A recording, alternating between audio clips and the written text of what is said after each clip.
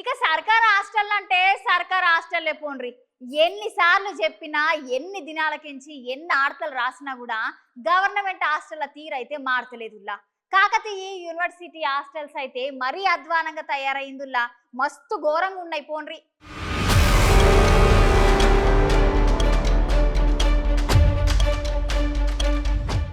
నీ ఏందో ఏమో పో.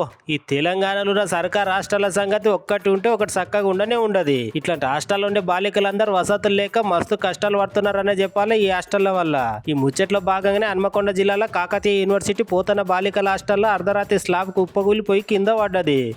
అమ్మో, అదృష్టవశాత్తు అసలు అడుగు కింద ఎవరు లేకపోవడంతో ప్రమాదం అయితే తప్పింది. ఇట్లా స్లాబ్ కింద పడుతుంటే అక్కడ ఉన్న బాలికలందరూ మస్తుగా భయపడుతున్నారు.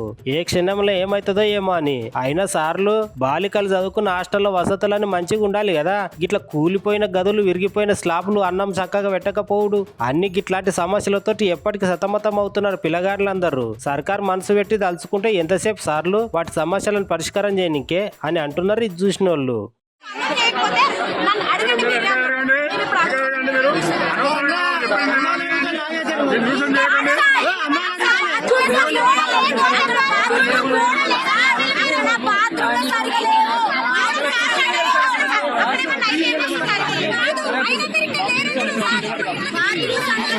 అయినా